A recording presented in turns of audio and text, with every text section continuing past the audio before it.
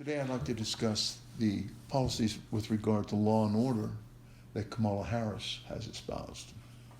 Well, if anything, we can look at what Kamala Harris does, not what Kamala Harris says, because what Kamala Harris says has changed over the years.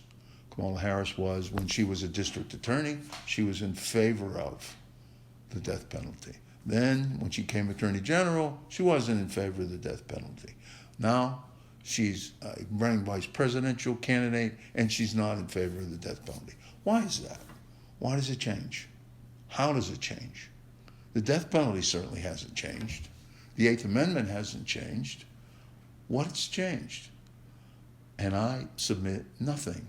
The only thing that's changed is what Kamala Harris wants to do. What we're talking about now is what she stands for as far as a law and order candidate. Well, we can look at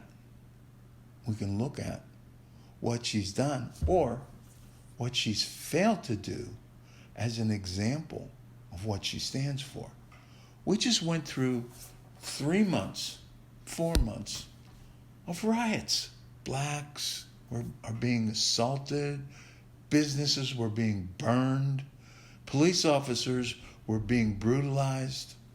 What has she said about that? Not one word. Not one word. Not one word of condemnation. But constantly wants to say, well, Trump never condemned the hard right people who she believes supports him. And he has consistently. She doesn't do that. So that means that she's okay with it if she doesn't do it. That's their phrase. Silence is consent. Well, I guess that means she consents then. It's okay for people to burn cities. It's okay for people to assault police. It's okay for people to brutalize citizens. Where does this come from? Well, it comes from her desire to be president. She could never get elected president in 1,000,000 years if she ran on her own. Never. She couldn't even get nominated. So why has it changed? What's her philosophy? Well, her philosophy is, as we can see, she's been participating in a bond fund. What's the bond fund for? To bail out rioters from jail. Put them back on the street, doing the same thing. That's what she and her staff and Biden's staff have contributed to, have advanced that's a good idea. We need more of that. And that's what she's going to put forward as a candidate when she becomes the person who's going to run the Democratic Party. Or if she becomes that, I should say. For the life of me, I don't know why. This is a good idea. But why do that? Why say that? Why say, I smoke weed and listen to Tupac? Why? Because she's willing to say whatever to be that. Because that's good politics in her eyes. I don't think it is. Because people see her as a hypocrite. She says one thing, does another. It's hypocritical. Then she'll change. So if it became fashionable again to prosecute black men, guess what? She'd be doing it. But it's not fashionable. It's not politically fashionable for her at this point to be involved in anything like that.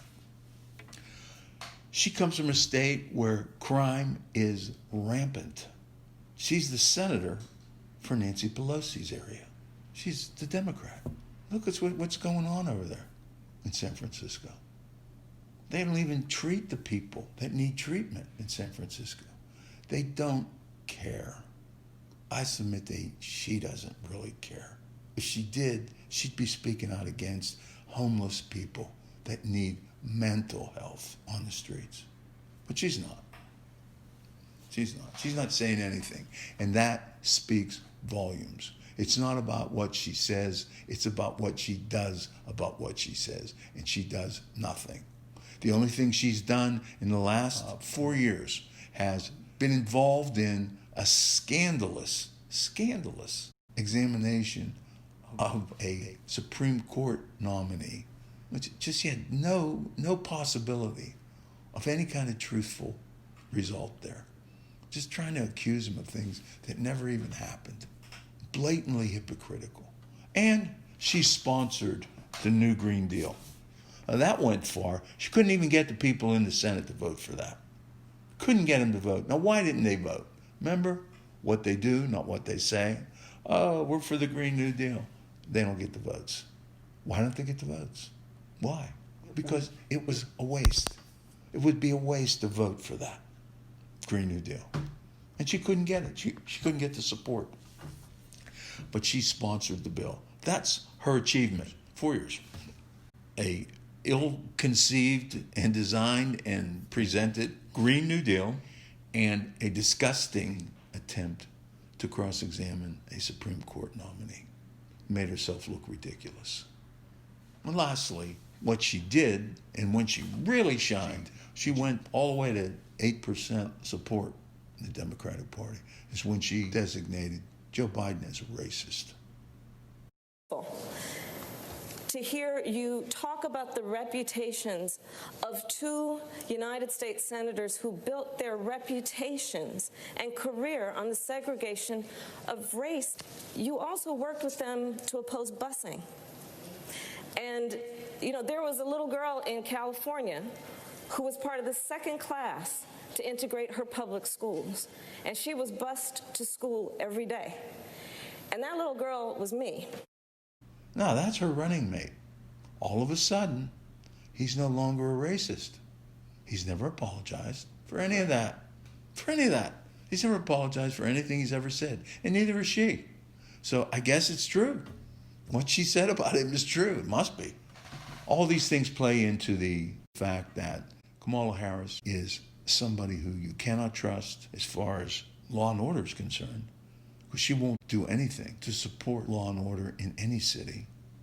Criminal justice was just a tool for her to use, a stepping stone to use. And she damaged a lot of people with that. A lot of people are walking around right now with felony convictions that probably shouldn't have them. And they're ostracized in the workplace sometimes, and they definitely can't get certain jobs. But that's okay. Those are people of color, mostly. And she's the culprit behind it. Don't be fooled. Make the right choice. A vote for Joe Biden is actually a vote for Kamala Harris. Vote to re-elect President Donald Trump. For more information and videos like this, visit www.reelectdonaldtrump.net.